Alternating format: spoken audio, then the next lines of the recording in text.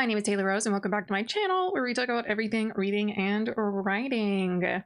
Something that was really weird about January is that I felt like I could have read a lot more, but I actually read like on the upper end of my average. And usually when I hit, 8 books, I feel the opposite. I feel like I just spent all my time reading. But let's get into it. The first book that I finished in January was The Lamb by Lucy Rose.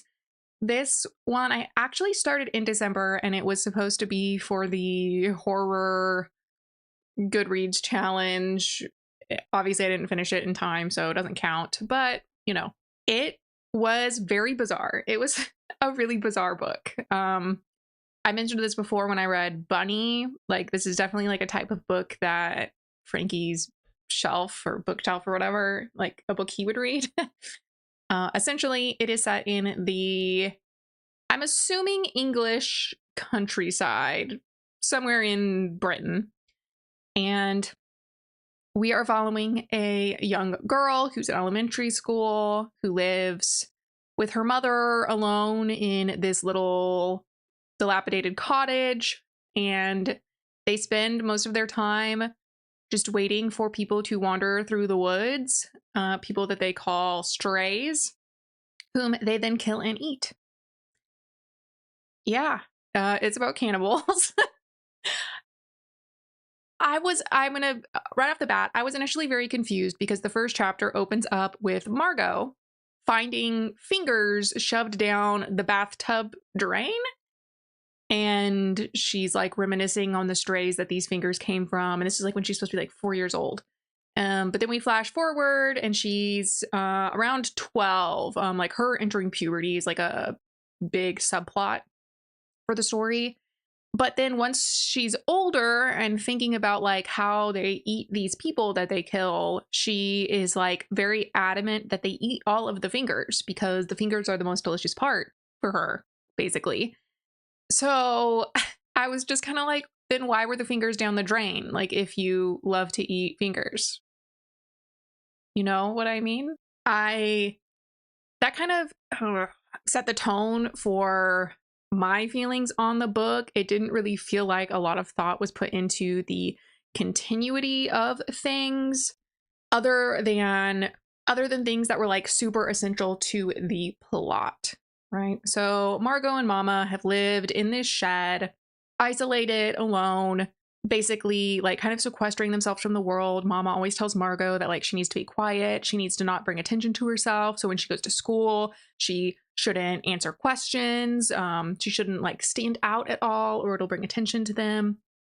But one day a stray comes by who, for whatever reason, they're both very enamored with her and they decide to keep this stray named Eden, who then joins them. She also starts killing strays. And at this point, seeing Eden take Mama's attention, Margot begins to be very worried that Mama doesn't love her anymore. And I really liked the like introspection from Margot's character. Like, yeah, she's supposed to be like 11, 12 years old-ish. So on one hand, she is very childish, very naive, but like her retrospection about her relationship with her mother and how she's always been like striving and fighting to win her mother's affection in the face of her mother being this very volatile, attention hungry personality. Like I found that really touching. Like I found myself kind of like tearing up a few times as Margot was watching Eden kind of supplant her in her mom's life.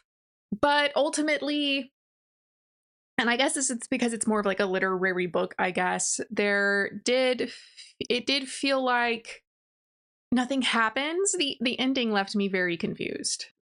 Basically, Mama and Eden do kill Margot because they realize that Margot, in an attempt to break away from the family, has taken the evidence of their kills, so the clothing that's left over, and she's gone and strewn it through the countryside hoping to catch someone's attention. So they kill her to like keep her with them forever, but also like make sure she behaves type feeling. And then we just sit with Margot's ghost as everyone dies and she watches people come to the house and realize how horrible her life had been. Even though, like, yeah, she was a victim, but like she was actively covering it up. So it was just weird to sit there with her and have her be like smug about how well she had hidden her abuse. You know, I don't know. I felt really strangely about the ending. So yeah, I mean, it was kind of like a 3.5, 4-star read for me, simply because like I really like, you know, the Margot's voice was so strong. Like all of the story felt like it was actually from her point of view. And, you know, the roller coaster of her mom's treatment was heart-wrenching. Like that really moved me personally, but it wasn't really scary, which, given that it was in the horror Goodreads challenge, I was expecting it to be scarier. And yeah, it kind of left me feeling stupid. Like I feel like I was supposed to get something out of this that I didn't, but I did. So I don't know if it was actually like developed all the way there for like the message it was trying to send. If you look at the blurb, it says, with this gothic coming-of-age tale, novelist Lucy Rose explores how women swallow their anger, desire, and animal instincts and wring the relationship between mother and daughter until blood drips from it. I could tell it wanted me to get something out of this, but I didn't really get it. Either I'm stupid or it wasn't well developed. So, you know, the vibes were immaculate. The nitty-gritty plot details were flimsy. The next book I finished was Ladies' Night by Amy Kaufman and Megan Spooner. I was given the audiobook and it was fun. It's a YA fantasy romance. So there are 2 main point of view characters and kind of a third perspective type narrator that isn't really a character, so to speak. And so we're following Gwen, who is the daughter of a blacksmith, but she has always wanted to be a knight because of her mother's stories to her during her childhood. And she has secretly entered into a jousting competition, kind of just to prove to herself that she could get in, even though she knows, like, realistically, she can't be away from the smithy that long. You know, they go out of business. Plus, you know, hiding the fact that she's a woman is a big issue. So, you know, she kind of just doesn't know how to go forward with her life. She doesn't want the life that she knows she's going to be forced to have as a daughter in a world where women can't really own businesses and don't inherit, etc. But then she's also afraid to step out of those boundaries and try and prove herself. The second point of view is Lady Isabel, who is the ward of the local lord. Her parents are noble diplomats, so she's been put under the care of this other man, and he basically has decided he's done with her, and the best course of action is to marry her off. So she is the grand prize of the Tournament of Dragon Slayers. So whoever wins the tournament gets to marry her, and everyone pretty much knows who's going to win. And this guy has been gunning for her. This middle-aged man has, you know, been after Lady Isabel for a while. And she obviously doesn't want to marry this guy because he's a jerk. He has an unsavory rumors about himself. And basically, Isabel discovers that Gwen, you know, qualified for the tournament. And she confronts Gwen and decides to help her compete in the tournament to hopefully win or at least displace the creepy old guy who wants to marry her under the secret identity of Sir Gawain. You know, the story goes through their planning to get her through all the jousting parts, etc. It also, you know, shows you a lot of how women were mistreated in this environment. I will say, for it being set in like medieval England, they're really, I don't know. It was definitely a fantasy version of time that never existed. I would not say it's any sort of historically accurate at all. So, for being a YA romance, it was definitely a 4-star read for me because seeing the relationship between Gwen and Isabel develop was super cute. Like, I will say I was kind of confused by their relationship because for the first half of the story, it is presented to you as if neither of them have been in lesbian relationships before, and both of them are like discovering being a lesbian or sapphic. I guess it's kind of unclear if they're bisexual or not. But then in the second half, it's revealed that, oh, actually, Gwen has dated other girls before. And so, like, I felt like there was a disconnect between who we're shown she is initially and then who she is, who she actually is in the second half. So it was like their acknowledgement arc was like working together, and then the acceptance arc was totally different, if that makes sense. Like, they both had the same arc acknowledging that they had feelings for each other, but then the acceptance arc of like, yeah, I am in love with you. Gwen's wrestling with these feelings of being like a hidden secret and being used half-heartedly by girls that aren't actually in love with women, etc. Versus Isabel continues along the same vein as the acknowledgement part. Like, oh, maybe I do. What? Oh, I've never had feelings like this before. Do you know what I mean? So I just felt like Gwen's backstory was kind of like retconned halfway through to add more tension. But that could have just been how I read her in the first half. I will say I preferred Isabel's POV on their romance because it felt more consistent the whole way through. But, you know, if you need just like a cute little romance read, happily ever after, they're victorious, things work out. You know. There were many little plot twists that caught me off guard. There I was gasping in the car as I drove, like, oh my God. But if you're looking for a more serious romance or a more serious fantasy, this probably wouldn't be your jam. After that, I decided to try a book by Alex E. Harrow. I read The Starling House last year and really enjoyed it, but I've been wanting to read something by her, but it never really materialized. So I decided to go with The Knight and the Butcher Bird, another audiobook to listen to while I was playing Animal Crossing. And it was fun. It's a very short read. Very short.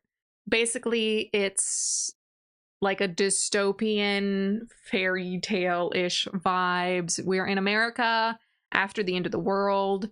So life's very different. People die young. Everyone's sick because of the environment. And eventually they turn into demons. So once someone becomes a demon, they need to be killed. And there are these knights who travel around helping to get rid of the demons. So we follow a young woman named Shrike. She is like the town's historian. So her job is to remember stories and stuff. And one day, one of these knights comes to their town and, you know, is there to kill a demon that has been bothering them. And you learn that the demon is actually Shrike's wife, who turned into a demon. And Shrike, you know, is like, I'm going to do anything I can to protect my wife. Like, I've protected her this long already. Like, I'm going to keep doing it no matter what. And this was a 5-star for me. I really liked it. The world building was super interesting, seeing how, you know, it is set in America, and the the religious night group that is there to kill all these demons. It was interesting seeing like their references to our real world, but then how everyone is speaking differently based on kind of like their social, kind of based on their social standing. That was super fun.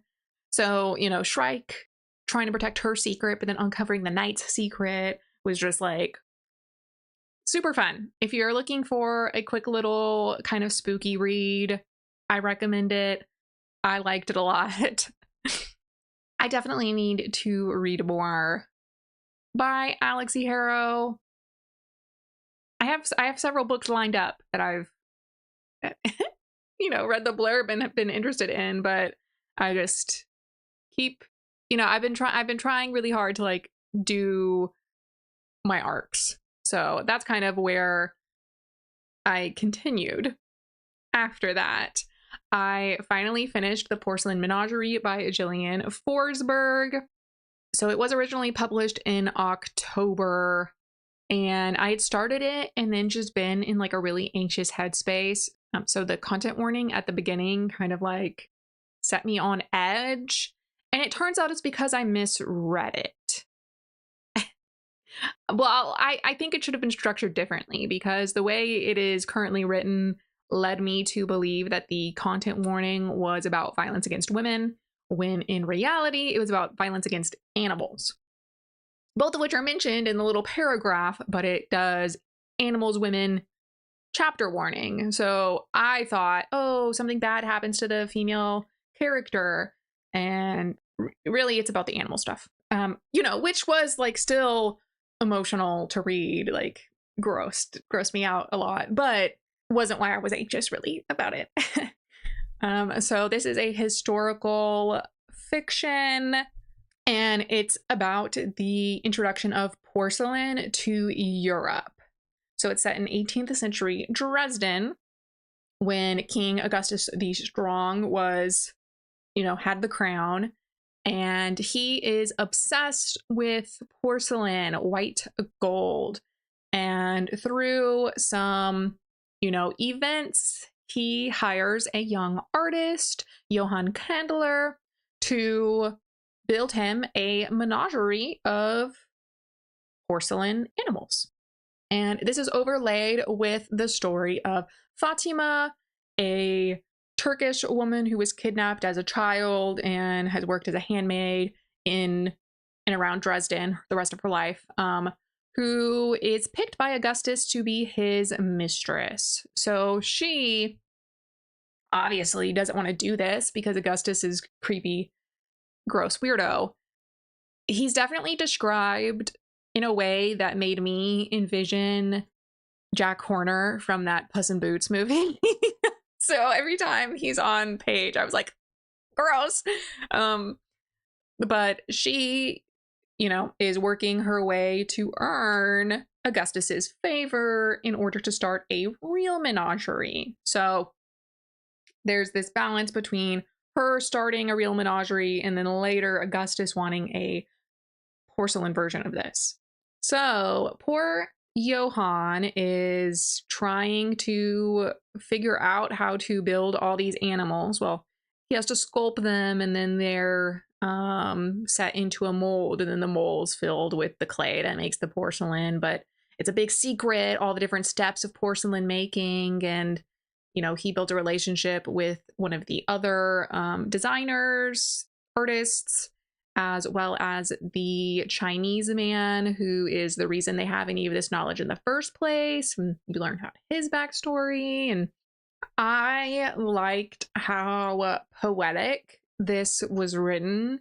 I felt like the prose was very immersive, and you get pulled along into the story because I'm not really a big historical fiction reader, if I'm being honest, but despite that, like, I felt like the story had really good tension with Johann uncovering these secrets about the porcelain and like the story of Fatima and the the two menageries, etc.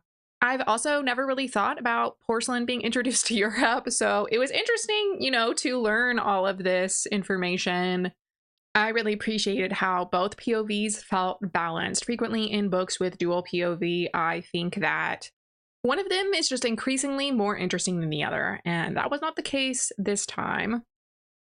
Though I will say, kind of towards the end, you're a little divorced from like the intent of both of them. And I think, stylistically, we are separated from their deeper thoughts kind of in general, but it wasn't terrible. It just was more noticeable towards the last quarter of the book. So I think if they had been a little bit more introspective, especially in that last half, I probably would have given it a 5-star. That being said, it was 4 stars for me. I read part of it, and then once the book was published, I was able to listen to the audiobook. So I really enjoyed the audiobook. There is kind of not like a prequel really, but her previous book does have Johann as a side character. So I am interested in reading that. I started the audiobook but the one POV is like modern day. So I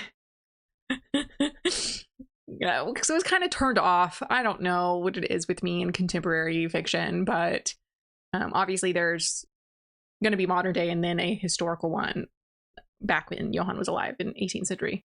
But not bad. I think definitely if you like historical fiction, kind of a more ornate feeling prose style, you would probably like this book. It only has 200 ratings on Goodreads. I think it deserves more. But yeah, I feel bad I didn't finish it before the publication date, but so it goes. The next book was not an arc, actually, but The Bewitching by Silvia Moreno Garcia. It was also from the Goodreads challenges from last year, so it doesn't count anymore, but it was for horror and then a Hispanic author. Again, super spooky. Probably should have been reading these during October, but shit happens. The Bewitching has 2 point of views, so we follow Minerva, who is a graduate student in New England, and she is, I'm pretty sure she's supposed to be an English major, but she is obsessed with horror novels. So she is trying to do her thesis on Beatrice Tremblay, who is an obscure horror author from the town where her graduate school is. And she is kind of investigating the true crime element behind Tremblay's novel, which was inspired by the disappearance of her best friend from college. And, as Minerva's investigating, these kind of like supernatural occurrences start happening. And again, pretty spooky. The other POV is Nana Alba, Minerva's great grandmother, who her father has died and her maternal uncle has arrived to help, obviously, his sister, her mother, deal with this and figure out what to do with their estate when things just start going wrong. The Alba's older brother disappears and she thinks he's been killed. And the local witches basically tell her her family's cursed. So her love interest, Antonio, oh, I forgot his name. But he is trying to help her get rid of the curse, the witch behind her family's misfortune. And so, there's kind of this parallel between Minerva and Alba discovering these dark, evil magics. And I listened to the audiobook again. I felt like Minerva's point of view, like her voice was very compelling. You could feel like the anxiety and the attention she's faced, or the anxiety and tension she's facing, like, you know, her looming whole thesis project thing, and, you know, feeling really sad because Nana Alba, her great grandmother, has died fairly recently. So she's, you know, faced like with that grief from losing a family member, and then the pressure from her mother. Or was it her great grandmother? The synopsis says it's her great grandmother, but I thought it was her grandma. But either way, grandmother adjacent figure. You know, I liked the academia vibes to the story, you know, living on the campus and like getting the history of her town and her college, especially through the kind of third point of view, which was less a point of view, and it was a diary she was reading from Beatrice Tremblay.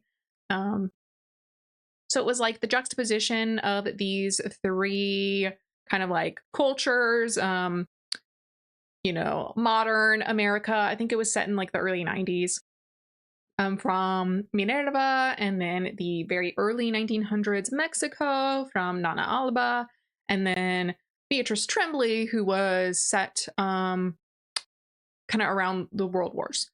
So, you know, the juxtaposition of those three and the like, you know, the atmosphere was very well done for them. Like they felt, you know, demonstrably different as you're listening to the story. But I did think it was kind of a little lacking on the academia front, in that Minerva mentions working on her paper a lot, but you don't really see her doing that, and you don't actually have a feeling of her progress. She just says, "Oh, I spent 2 hours," and "Oh, I've gotten a lot done." Actually, not really. I'm just saying that.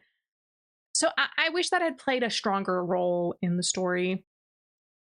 But I guess ultimately the whole point was it being spooky. So, eh.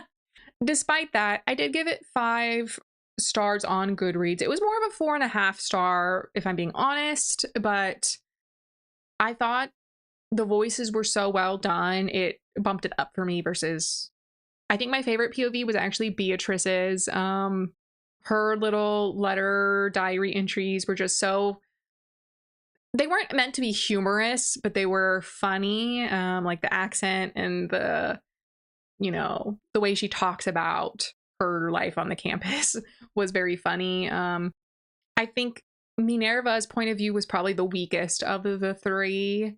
I was kind of always waiting for Alva to come back. I liked the grandmother's point of view the most. Hers were super creepy, super creepy. The next book was We Who Will Die by Stasia Stark. So this was another arc. It was actually published December 30th. And I didn't know this was such like a widely anticipated release. It already has almost 40,000 ratings on Goodreads. It got 3 stars from me. So basically this story follows a young woman named Arvel. She has 2 younger brothers, one of whom has a lung illness, and recently it's been very difficult to get his medicine. When one day a vampire shows up and is basically like, "Haha, I've been buying up all the medicine so you can't get it. Here it is. Do you want it? You got to do something for me. Let's enter into a blood contract." And so Arvel, you know, feeling forced, like her brother will die if he doesn't get this medicine, she agrees to this man, Brand's plans. He wants her to basically go to this Colosseum like entity, enter into the competition, and when she has the chance, kill the emperor, who's a vampire. And right, so that sounds super interesting, but I didn't think the world building held up the story it needed to. So, like the political context of the vampire emperor having to wrestle with, you know, the vampire nobles and then the human sigil marked nobles. So there are humans with magical symbols on their foreheads, not all humans, but these ones can't be turned into vampires and they have magical powers. So, you know, having to like balance these two forces and then keep the masses of humans happy, you know, all of that was very interesting. And obviously there's a really strong romance plot line.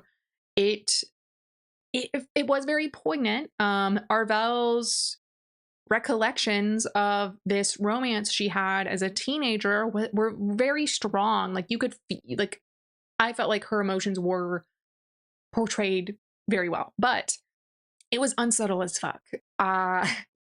Immediately, because it's supposed to be this big mystery, like, oh my god, who's that guy that she meets when she's in the Coliseum place? And it's like, clearly that's her ex-boyfriend. Like, you know immediately in like chapter 3 when it's introduced, like, oh, that's him. Even though he's wearing a mask and is grumpy. While the plot events, I felt like they were logically consistent. They were good bones for the story.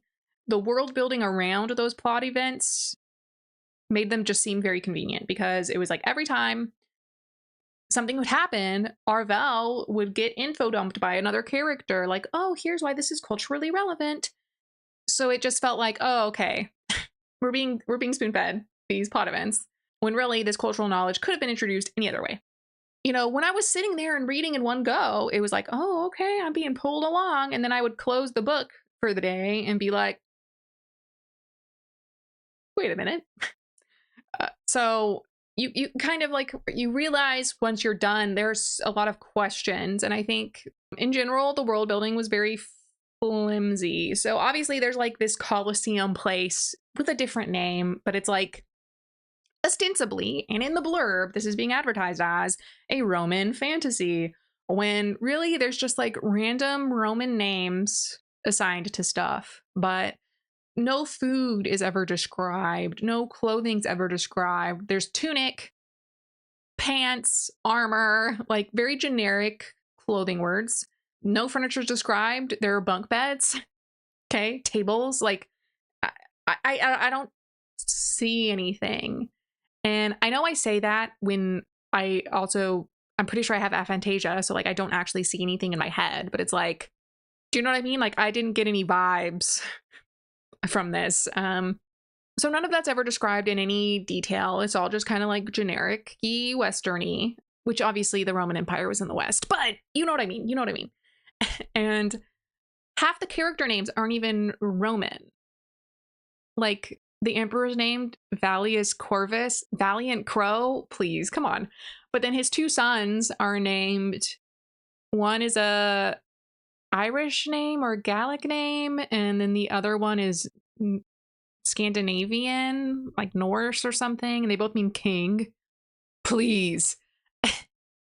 And so it was just like, is this emperor enforcing a monoculture in his fascist society? Or is he not enforcing a monoculture in his fascist society? You're telling me one thing, but then contextually, I'm not seeing it. I will say, at least there weren't any glaring continuity errors, like in Hot Air. So that was a plus. And I also actually liked Arvel as a main character. Like her thought processes were sometimes a little overly simplistic for her character, but like in general, I liked how she was thinking. I liked how she approached things. I liked her, you know, feelings and reminiscing and stuff. But if you took out the spice scenes, this could have been a YA. I took a lot of notes while I read this. They're in my Goodreads and Storygraph reviews, but really quickly, I was just confused at the beginning why she's working as a bodyguard. This guy hired her as a bodyguard to guard him at the bar where he gambles, because everyone knows he's a liar who cheats. But she's just like, oh, my shift's over, bye, and leaves him there. What? She's not even handing him over to a different guard. She's not escorting him home. Like, why did he hire her if she's just going to leave him in the dangerous place? You know? Weird. Again, the cultural names. So there's no evidence of cultural world building for scenery, food, clothes, etc. So everything comes off just like generic European. And even though you can tell like a lot of the people have like Roman names, and then like the place names and stuff are all Roman.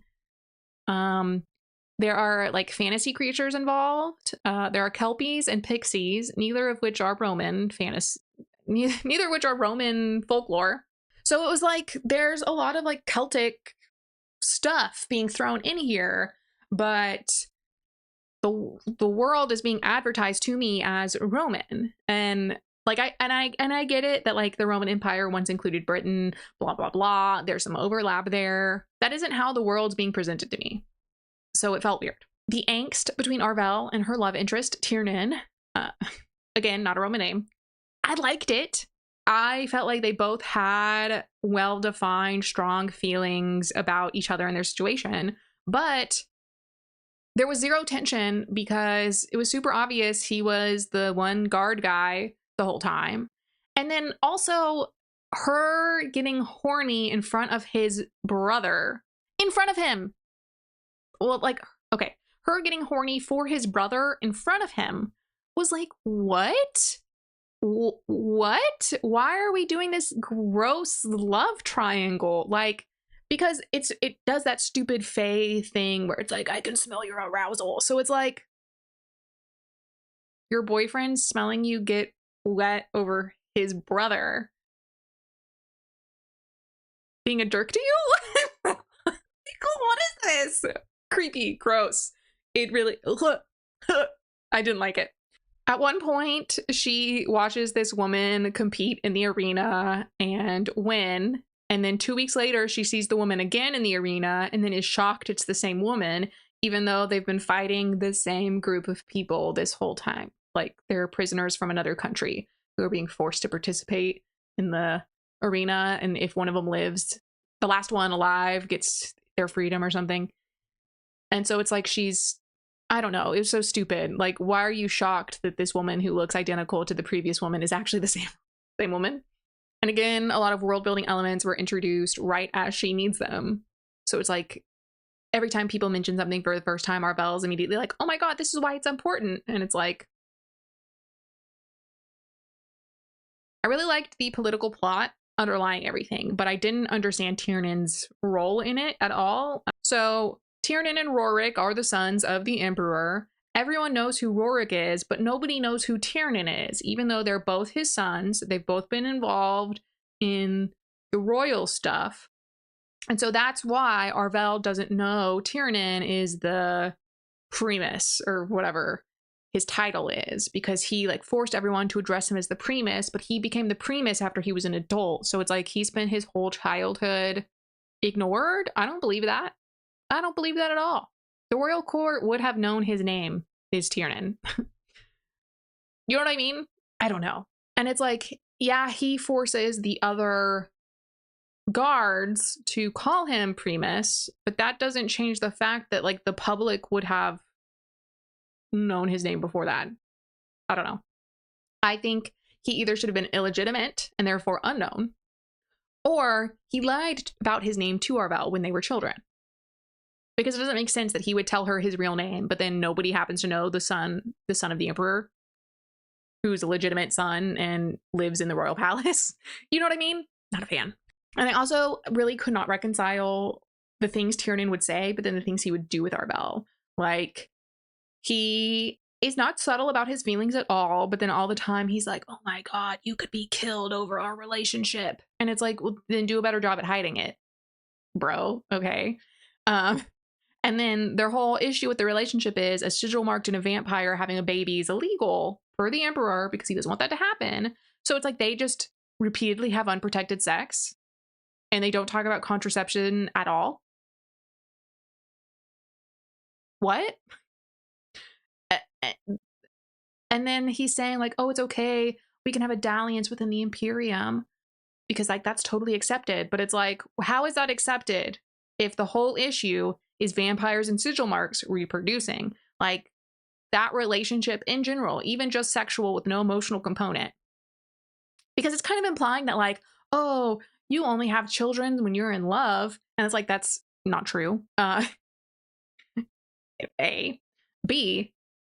I don't know. I don't know. Repeatedly, they were impregnating acts committed. They don't even acknowledge it, despite being like, oh my God, if we had a child, we would all be put to death. And it's like, okay, I don't get it. Yeah. And then all the fantasy monsters, like the Kelpie and the Pixie and a bunch of like other stuff, a centaur and whatever, they're all put into one cage together, even though they clearly want to kill the humans and they have to bring out one monster at a time to fight in the arena. So why are they in one cage? Because then you open the door and all the monsters can attack you at once. Right? Right? Yeah, I'm not really interested in seeing where the rest of this series goes, unfortunately. But it wasn't terrible. It wasn't terrible. I had fun. Just not enough fun to keep reading. So this was followed up pretty quickly by Green and Deadly Things by Jen Lyons. Lyons? This book was super fun. It is also an arc. It's being published on March 3rd of this year, so in a month. And I really liked it.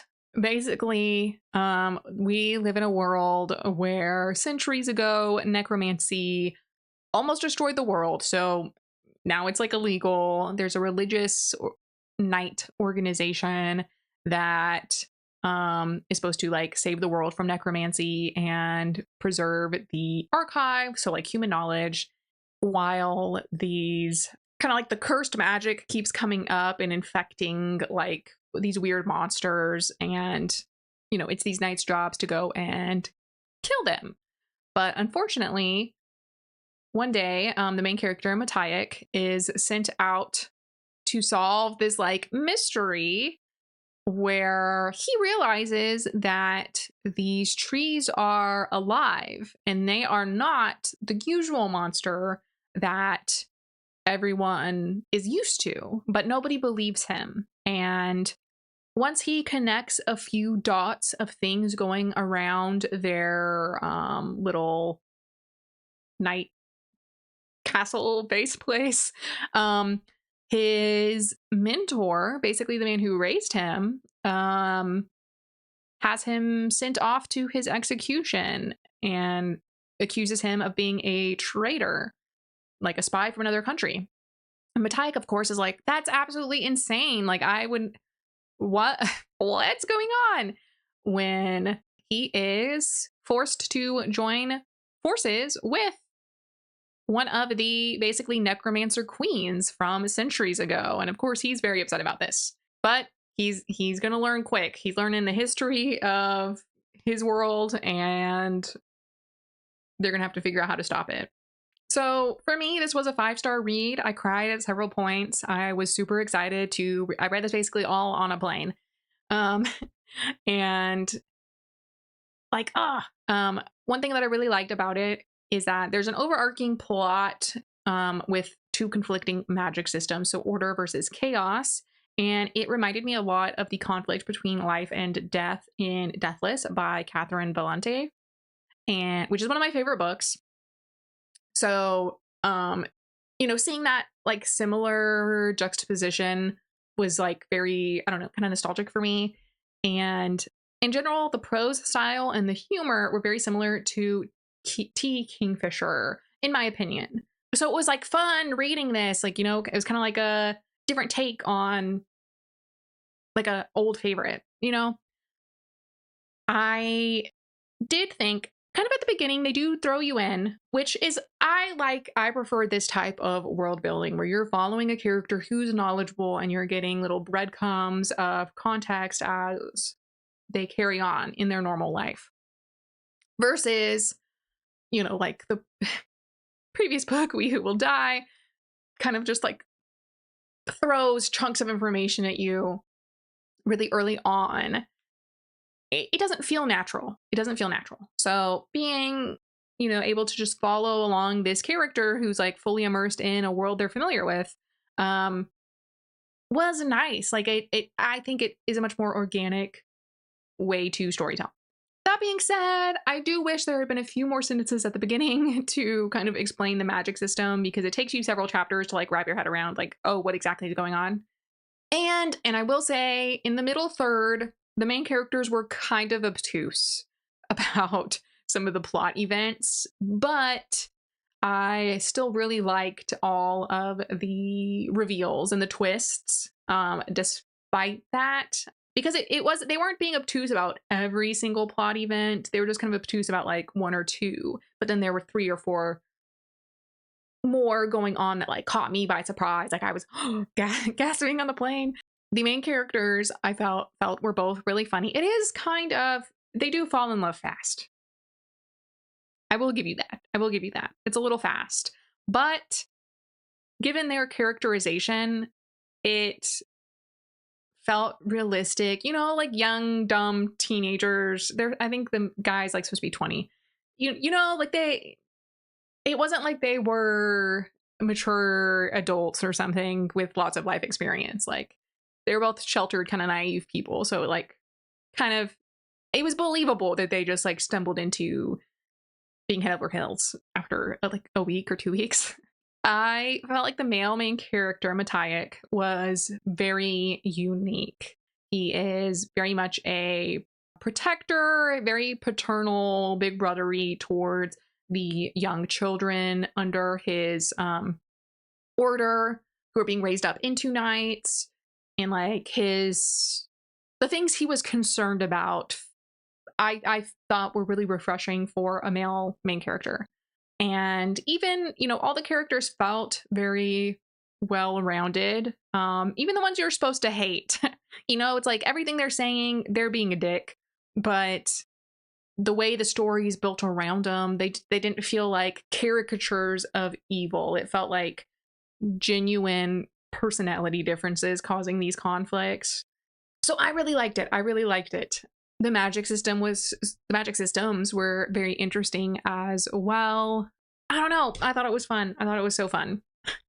I then finished up the month by listening to Project Hail Mary by Andy Weir. Where? Don't ask me.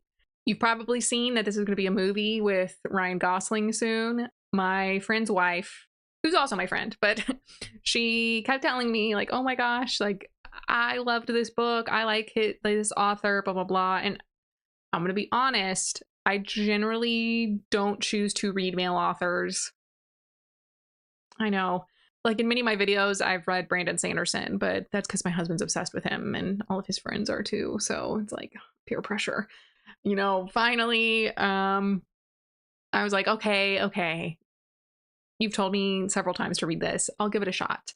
And I'll admit, the first time I tried, the first 30 minutes are just him talking about his penis because he's in life support. So he has like a catheter and then tubes everywhere. And he's just like, oh my, you know, it's just like a lot of focus on that.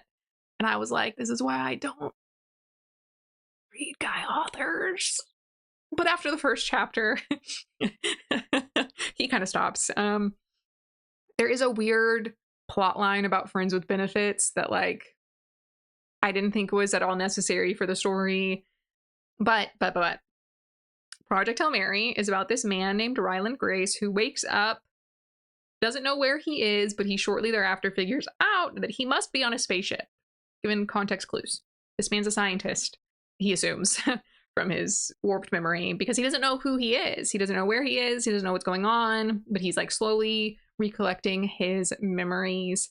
And basically, he is the last survivor of this crew that has been sent into space to try and save the Earth. And of course, he's like, wow, this is an impossible task, but I guess I'll try because clearly I volunteered for this. So let's go. I mean, and Andy's like slowly trying to like remember who he is. And so it was super fun. It was super fun. I listened to the audiobook again. I felt like the narrator, Ray Porter, did a really good job with the characterization of all the characters. His delivery was very humorous. So it's kind of described as a thriller. I don't know. I mean, I guess it's a thriller. A thriller makes me think like true crime. And that this is not a true crime. adjacent story, so I don't know. But definitely science fiction. I'm not a science person or a math person, but I felt like all the science and math-based explanations were done in a way that maybe if you're a mathematician, you're going to disagree. But to me, they felt like realistic explanations, and I understood what was being told to me for the purposes of moving the plot forward. I will say there were a few off-color jokes that I wasn't really sure how to feel about. Like at one point, the woman who was in charge of putting together this crew to go into space, she says that she didn't want any women because based off of these Russian experiments, mixed gender crews shoved into small areas tend to be a lot more volatile than single gender crews. And the main character is like trying to point out that she's being prejudiced, I guess, by like joking about choosing a black man for the crew. And I was like, I don't think those are equivalent at all.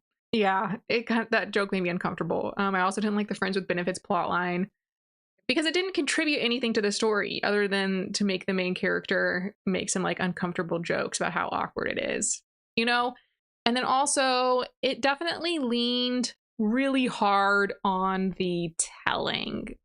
Most stuff wasn't described much at all, unless it was like for scientific reasons. The main character is giving you like a rundown of data that he's accumulated. Otherwise, visually, the descriptions are pretty stark, I felt. So it's like really for all of those issues, it was honestly a 4-star for me, but I did give it 5-star because I cried at the end and I laughed many times. So it's like the experience I thought was really good.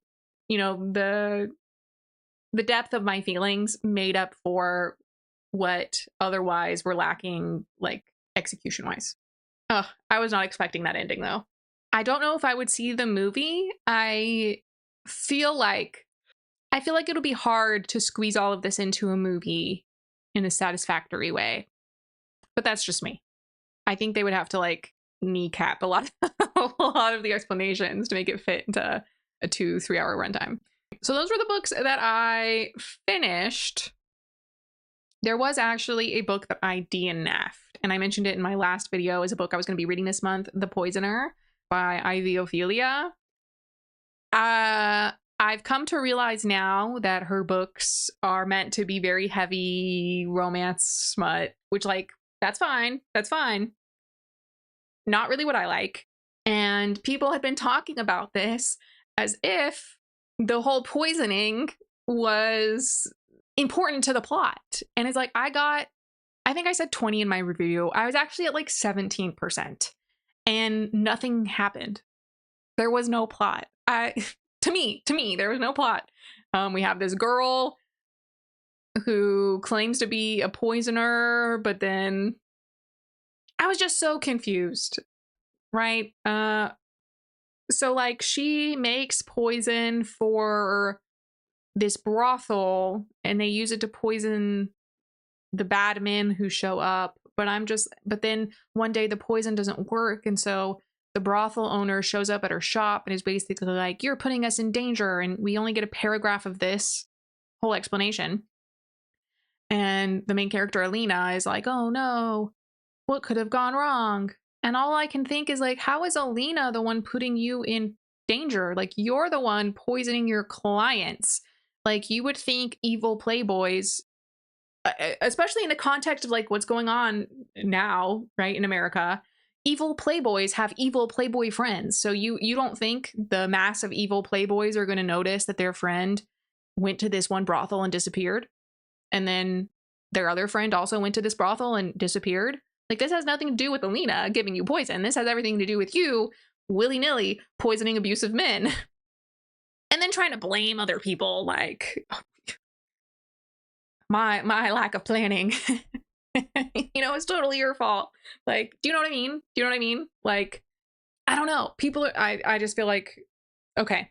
But that's like one sentence. And then all the other plot is just like the male main character Silas, like watching her from afar and being like really vulgar. And I know it wasn't my vibe. I was really disappointed. Reading the blurb and then reading how people were describing it, I was like, oh my god, I want to read about her poisoning unsavory men. Like, that sounds great. And then that's not actually part of the book. I mean, maybe later, but I feel like I shouldn't have to get 20% into the book to see your main promise. I don't know. I know. Don't look at me like that. And I did try. I was like, well, maybe one of her other books would be better. And this is when I was still in denial about her genre. And people have been talking about like Fruit of the Flesh. So I tried listening to the audiobook. And since that's already on Kindle Unlimited, I was like, oh, I'll listen to the audiobook. And oh, so it's narrated by Teddy Hamilton, which I've seen people just like rave about his sexy voice reading sexy novels. And I don't know, maybe something's wrong with me, but listening to just the first few minutes of the audiobook, I immediately cringed. Like, all of my warning signals about avoiding bad men went off. Like, I could not listen to more than 5 minutes. Like, I just was like cringing with this like overpowering desire to run away and like save myself. So I don't know. Is that like what people find sexy? I didn't. Thinking about it just like makes me feel nauseated. So yeah, I think it definitely, it's a me problem, guys. It's a me problem. I don't know. Ugh. Yeah. So unfortunately, I don't think I will ever try anything by Ivy Ophelia again.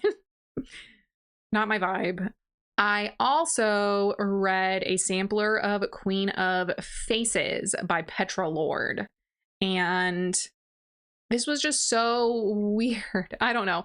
So basically, in this world, people can put themselves into new bodies, new artificial bodies.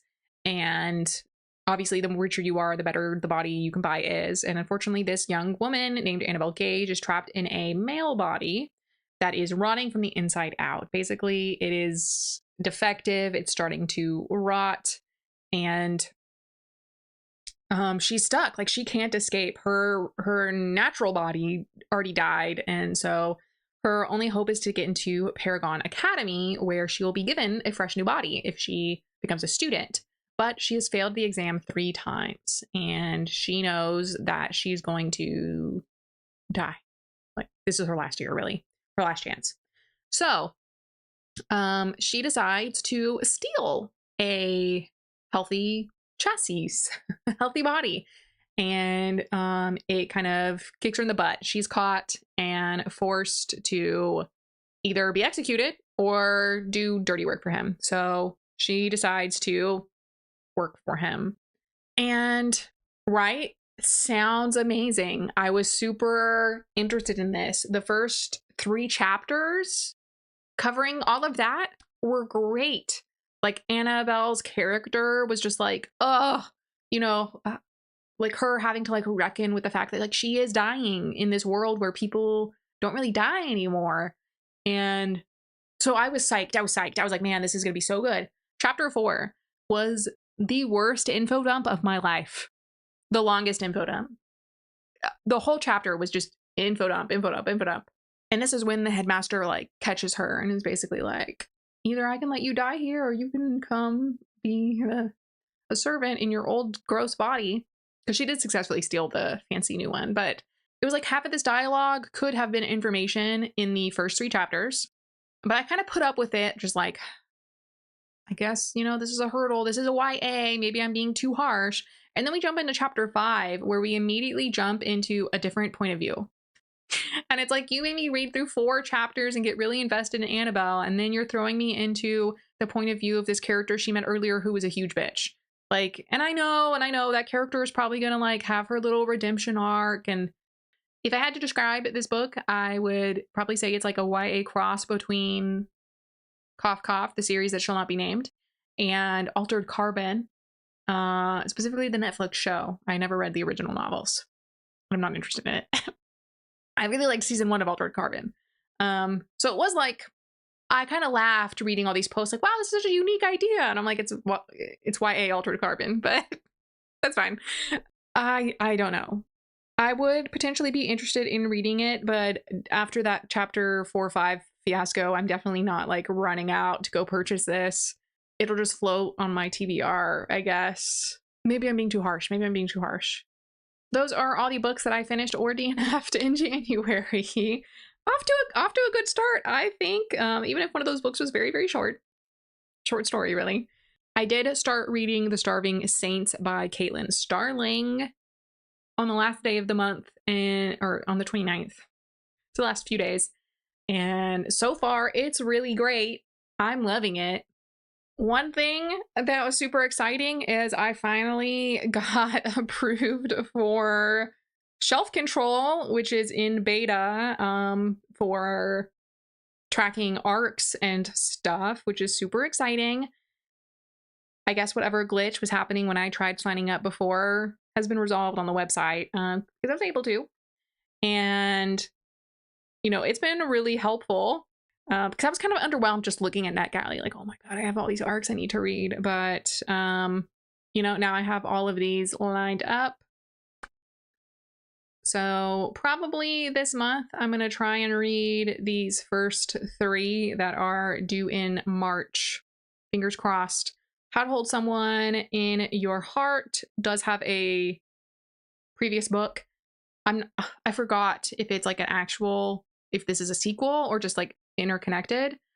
This one has a previous book, but they are just interconnected standalones. The Governess's Guide to Spells and Managing Misfit Marquesses. So far, I'm really liking the app. It's very helpful.